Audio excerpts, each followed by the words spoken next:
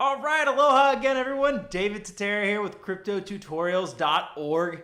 Today, I'm going to explain to you why those charts on CoinGecko were completely lying. Well, at least not lying to you. They're very, very misleading. So, anyway, if you want to find out how you're being misled by all those little 24-hour charts, please tap that like button, pound on that subscribe button, whichever side it ends up on this screen, hit it up for me, and let's get started.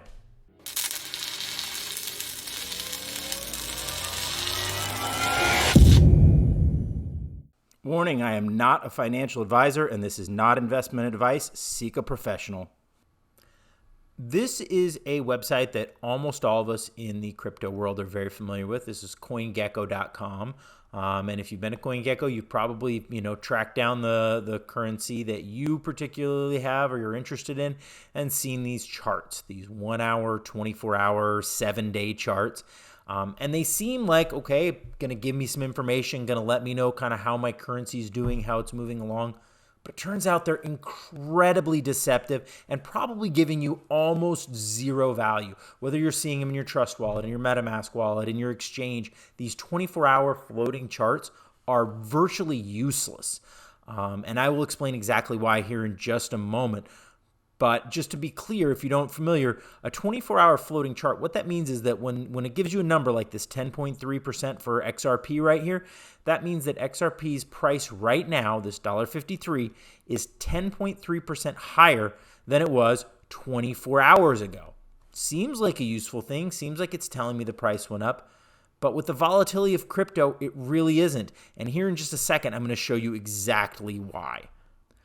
But before I do that, I want to give you a quick heads up on a really, really valuable thing I have available right now. If you go to getmyfreecrypto.com and head on over to that website, you're going to see right now we're offering our $97 airdrop masterclass totally free. This class is going to teach you exactly how to pick up free coins and tokens. You can literally look over my shoulder as I show you the screen as I go through and do this myself. These are valuable tokens. For example, you can see on the screen, sold for over 440,000. That's Munerium. If you got the free tokens at the Munerium airdrop and sold them anywhere near the peak, you could have been looking at hundreds of thousands of dollars. So go to getmyfreecrypto.com.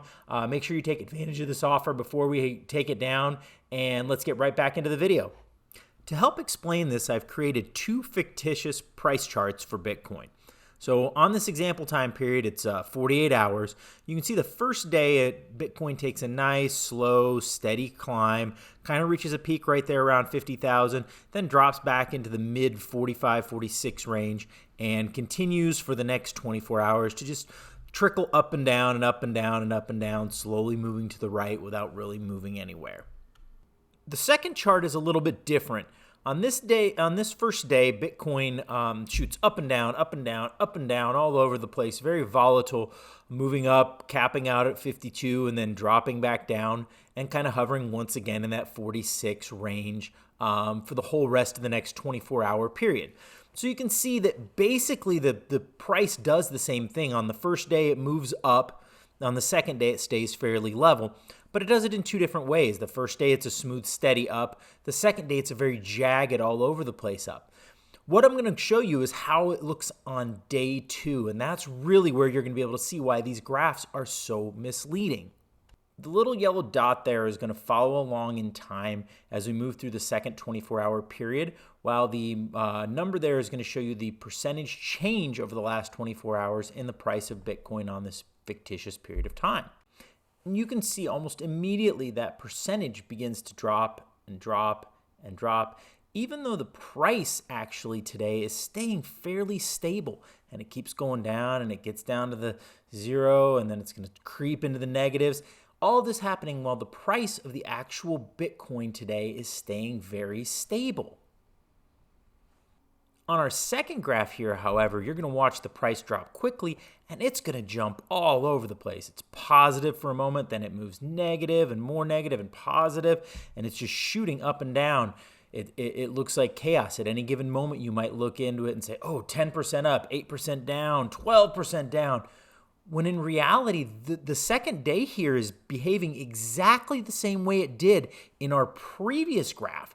All you're noticing is differences in the 24 hours because it's different what happened the day before.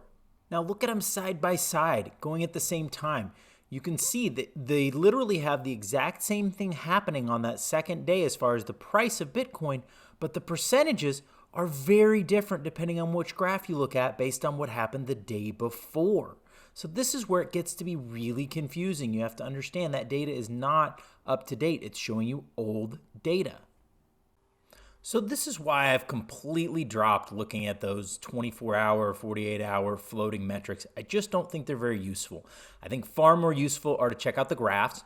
Graphs are great because you can see the trends, you can see what direction it's moving up, it's moving down, things like that. If you want to get really into technical analysis, some of the candlestick ones can do really well.